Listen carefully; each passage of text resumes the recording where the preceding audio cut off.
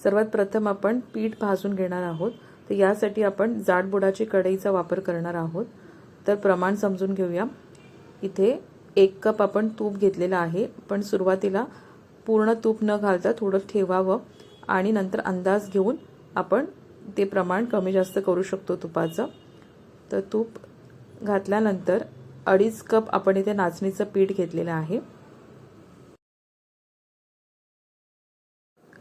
नाचणीचं पीठ भाजताना जास्त तूप घालू नका, थोडंसं तूप घालून मंद आचेवरती छान परतून घ्या।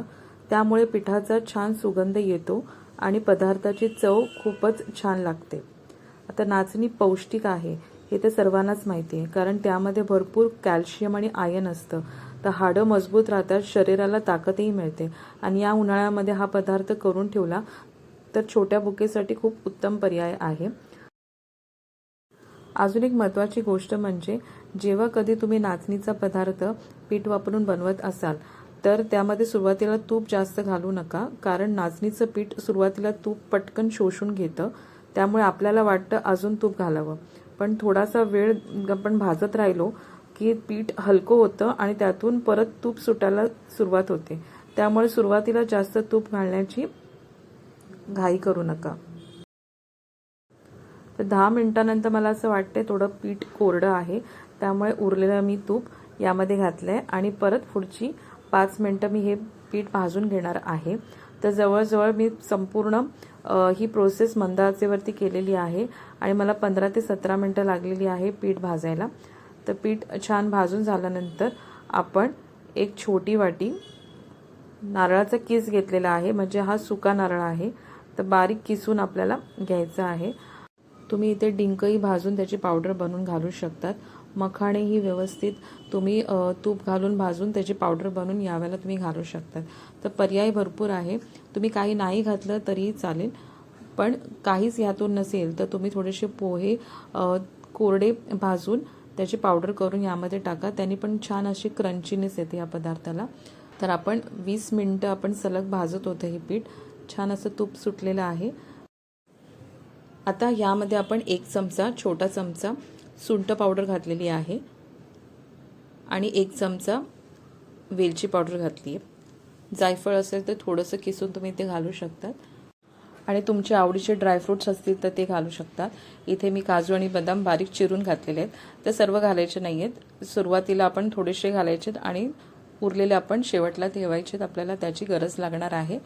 तर थोडं मिक्स झालं की आता इथे आपल्याला गॅस बंद करायचा आहे आणि हे मिश्रण खाली उतरवून त्याला थोडं थंड करून घ्यायचं आहे। गरम असताना आपल्याला पुढची प्रोसेस करता येणार नाही आहे।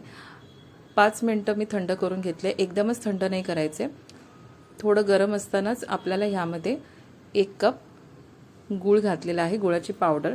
ढेप असेल तर चिरून तुम्ही घाला, कारण आपण गॅसवरती ठेवून जर डायरेक्ट आपण गूळ पावडर किंवा गूळ घातलं तर हे मिश्रण अजून पातळ व्हायचे चान्स असतात। त्यामुळे आपल्याला हे मिश्रण थोडं थंड करूनच गूळ पावडर घालायची आहे। तर गूळ पावडर घातल्यानंतर व्यवस्थित मिक्स करून घ्यायचं आहे आणि असं कुठलीही ताटली जी असेल त्याला थोडंसं तूप लावून हे मिश्रण काढून घ्यायचं आहे आणि वाटी किंवा पेल्याच्या साहाय्याने छान चारी बाजूनी पसरून घ्यायचं आहे। व्यवस्थित पसरून घेतलं यानंतर थोडंसं आपल्याला खसखस बुरबुरायचं आहे आणि जे शेवटला उरलेले ड्रायफ्रुट्स ठेवलेले आहेत ते घालायचे आहेत। ड्रायफ्रुट्स कम्प्लिटली ऑप्शनल आहे, तुमच्याकडे नसतील तरीही चालेल। तर अशा पद्धतीने आपण पूर्ण सेट करून घेतलंय। आता ते व्यवस्थित बसायला पाहिजे, ड्रायफ्रुट्स खाली पडू नये म्हणून थोडंसं वाटीच्या साहाय्याने थोडंसं दाबून घ्यायचं आहे या पद्धतीने, म्हणजे ते काप करताना बाहेर पडणार नाहीत। आता तुम्हाला तूप कमी प्रमाण करायचं असेल तर तुम्ही सुरुवातीलाच करून घ्या, कारण काय होतं जसं जसं थंड होतं हे मिश्रण तसं जास्त तूप सोडायला सुरुवात करतं। त्यामुळे एकदम पण कोरडं नाही आणि एकदम पण पातळ नाही। 1 कपचं प्रमाण आहे तर सुरुवातीलाच 1 कप घालू नका, तुमची पेल्याची किंवा वाटीची जी काय आकार असेल त्याप्रमाणे तुम्हाला तूप घ्यावं लागेल इथे।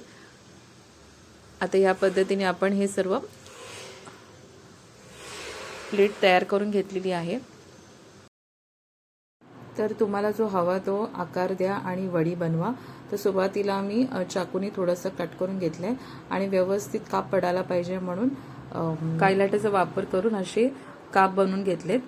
तर या पद्धतीने केलं का पटकन ते काप निघतात, तुटत नाही। तर हे बघा थोडे मॉइस्ट राहणार सुरुवातीला, नंतर ते व्यवस्थित डब्यामध्ये 8 ते 10 दिवस राहिले की ते कडक बनतात।